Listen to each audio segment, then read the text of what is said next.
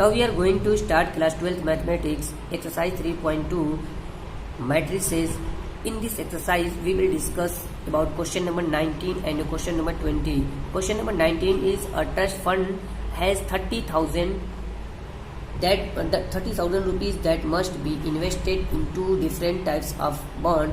The first bond pays 5% interest per year and the second bond pays 7% interest per year. Using matrix multiplication, determine how to divide 30,000 among the two types of bond if the trust fund must obtain an annual total interest of 1800 rupees. सबसे पहले इस question को हमें समझना है, उसके बाद हमें इसको मैट्रिक्स के फॉर्म में लिख के उसे सॉल्व करना है ना। मैट्रिक्स के फॉर्म बना के उसे हमको सॉल्व करना है, उसका आंसर लेके आना है। तो पहले ये क्वेश्चन समझते हैं। ये क्वेश्चन है क्या? ये क्वेश्चन है कि a trust fund has 30,000 that must be invested in two different types of bond, यानी दो टाइप के बॉन्ड को यूज करके 30,000 रुपीज इन्वेस्ट कर रहा है। कोई अगर व्यापारी है, ऐसे मान सकते हैं कि कोई व्यापारी है कि वो दो टाइप के बॉन्ड को मिला के 30,000 रुपीज़ है उसके पास, वो लगाना चाहता है। या आप ऐसे कर सकते हैं कि मान लीजिए कि एक व्यापारी है, उसके पास 30,000 रुपये थे और वो दो टाइप्स के बॉन्ड को यूज़ कर रहा है उस अपने बिजनेस में। तो फर्स्ट वाले बॉन्ड में कितना रुपया होगा, सेकंड वाले बॉन्ड में कितना रुपया हम लें कि उस पे कि फर्स्ट वाले पे 5% इंटरेस्ट हो और सेकंड वाले पे पर ईयर का, और सेकंड वाले पे आपको 7% का आपको इंटरेस्ट हो। ठीक है। और ये एक साल का जो इंटरेस्ट है दोनों मिला के, दोनों का यानी फर्स्ट टाइप का और सेकंड टाइप के इंटरेस्ट को दोनों मिला के एक साल का जो उसका इंटरेस्ट है वो टोटल कितना हो जाता है 1800 रुपीज़। ठीक है। और हमको क्वेश्चन है क्या? क्वेश्चन में आपको क्या फाइंड करना है? क्वेश्चन में हमें ये फाइंड करना है कि जो फर्स्ट टाइप का और सेकंड टाइप का जो बॉन्ड लिए थे उसमें कितना रुपया हमने लगाया है कि वो 30,000 रुपीज़ हो गए। ठीक है।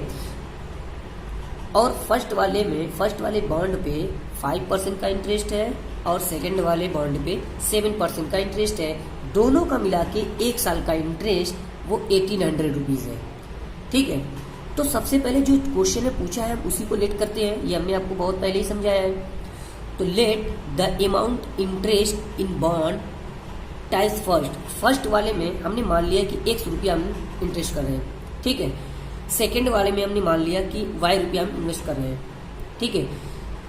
तो अगर मान लीजिए कि आपके पास टोटल 30,000 रुपये थे, फर्स्ट वाले बॉन्ड में आपने अगर X रुपया लगाया तो दूसरे वाले में कितना लगाया 30,000 माइनस X, यानी अगर मान लीजिए आपके पास टोटल 10 रुपीज़ थे, आपको दो बच्चों को बांटना है। अगर आपने एक बच्चे को 2 रुपया दिया तो दूसरे को कितना दिया होगा? 10 में से 2 माइनस कर दीजिए, जितना आएगा उतना ही तो देंगे। तो ऐसे ही हमने मान लिया है let the amount interest the bond types first में X rupees, same let the amount interest in bond second types वाले में हम Y रुपीज़ को हमने लेट कर लिया है, क्योंकि हमने फर्स्ट वाले बॉन्ड में X रुपीज़ और सेकेंड वाले बॉन्ड में जाहिर सी बात है 30,000 माइनस X हो जाएगा। ठीक है। अब आपको यहाँ पे बहुत ध्यान देना है कि आपके ये जो है ये बॉन्ड है, ये फर्स्ट वाला बॉन्ड है। ये कैसा बॉन्ड है? फर्स्ट टाइप का बॉन्ड है और ये हमारा सेकेंड टाइप का बॉन्ड है। तो हमने बॉन्ड को X और Y में लेके उसे एक मैट्रिक्स बना दिया है और वो भी हॉरिजॉन्टल मैट्रिक्स बना दिया है। ठीक है। अगर ये वाली मैट्रिक्स हॉरिजॉन्टल है तो आपके जो अगली क्वांटिटी होगी वो हमें अगर ये वाली आपको हॉरिजॉन्टल ली हो तो दूसरी वाली मैट्रिक्स हमेशा वर्टिकली बनाना पड़ेगा। या आप ऐसे कर सकते हैं, इसको अगर वर्टिकली लेते आप तो इसको हॉरिजॉन्टल बनाना पड़ता है। ठीक है। तो फर्स्ट वाले बॉन्ड में इंटरेस्ट कितना है 5% का और सेकंड वाले में 7% का। तो ये हमारा X और Y, और इन दोनों का एक साल का जो आपको इंटरेस्ट है वो कितना आता है 18,000 रुपीज़। तो जब हम इस मैट्रिक्स का मल्टीप्लिकेशन करेंगे, यानी इस पूरे को उठा के जब इस पे रखेंगे तो 5% into X plus 7% into Y is equal to 1800। इस क्वेश्चन को ऐसे समझिए कि मान लीजिए आपके पास आपने मार्केट गए और आपको 5 पेन लेने हैं, 5 पेन्स लेने हैं। तो आप मान लीजिए कि पेन के जो वैल्यू है वो X रुपीज़ है, तो आप कितने पेन ले रहे हैं? 5 रुपीज़। और हम बुक भी ले रहे हैं या कॉपी ले रहे हैं, तो बुक की मान लो कि आपका एक बुक की जो रेट है जो बुक का वो है आपका, मान लीजिए कि Y रुपीज़ है। तो अगर आप 10 बुक ले रहे हैं तो 10Y, और हम टोटल कितना पैसे दे रहे हैं?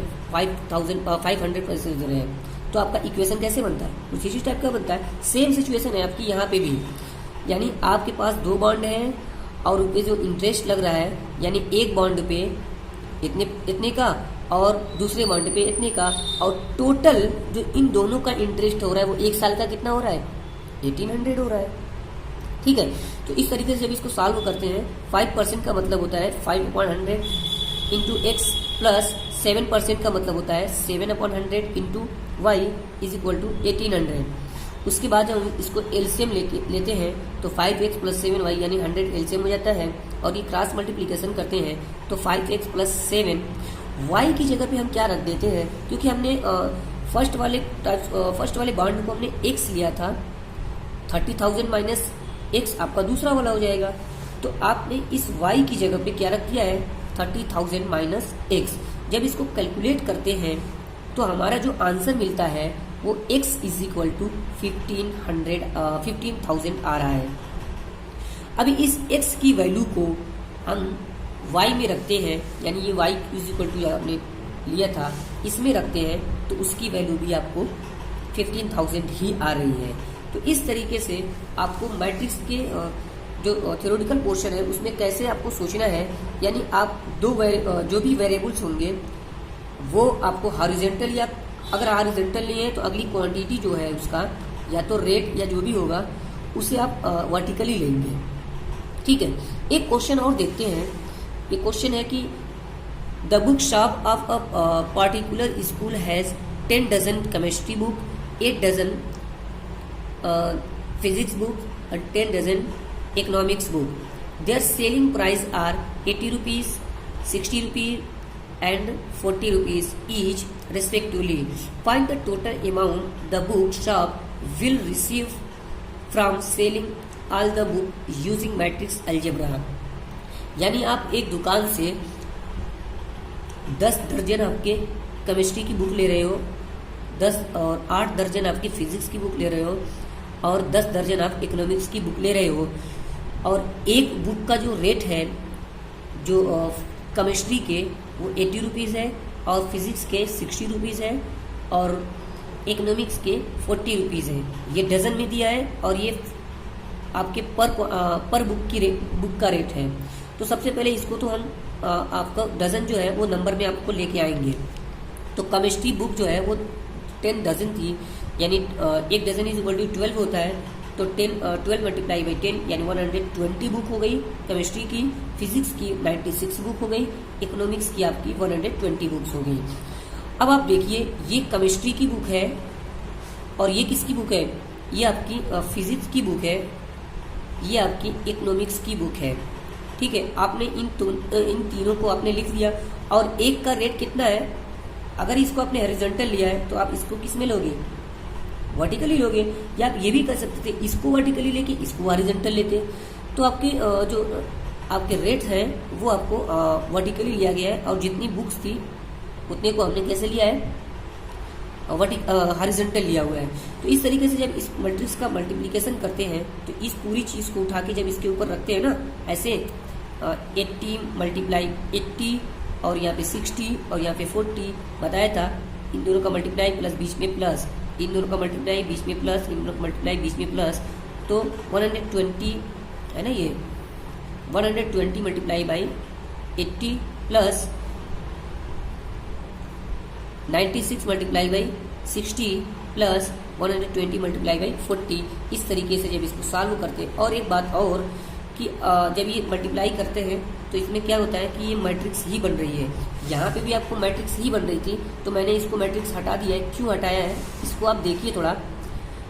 तो यहाँ पे भी ये मैट्रिक्स है, हमने ले लिया है, ये भी मैट्रिक्स है, तो ये कितने क्लास कितने की मैट्रिक्स है, ये 1 क्लास 1 की ही मैट्रिक्स होगी। तो 1 क्लास 1 की मैट्रिक्स को हम नंबर में ही शो कर लेते हैं, यानी मैट्रिक्स का सिंबल आप हटा सकते हैं। तो यहाँ पे भी वही चीज़ थी, आपको सिर्फ और सिर्फ एक ही नंबर बचा था, यानी एक ही 1 क्लास 1 की मैट्रिक्स ही बची थी। ये देखिए ना, 1 रो 1 कॉलम है ना, यहाँ पे प्लस है, ये तो पूरा एक ही एलिमेंट है ना। तो इस तरीके से यहाँ पे भी ये 1 रो 1 ही कॉलम है, क्योंकि ये प्लस है तो इसलिए 1 ही एलिमेंट है, ये पूरा 1 एलिमेंट है। तो इस तरीके से बाद में आपको मैट्रिक्स का सिंबल आप हटा सकते हो। तो इसलिए यहाँ पे मैंने पहले ही हटा दिया था, यहाँ पे हमने बाद में हटाया। तो आप चाहते तो यही से हटा सकते थे, क्योंकि 1 रो 1 कॉलम ही बचा हुआ है। ठीक है, I think it's clear. Okay, thank you.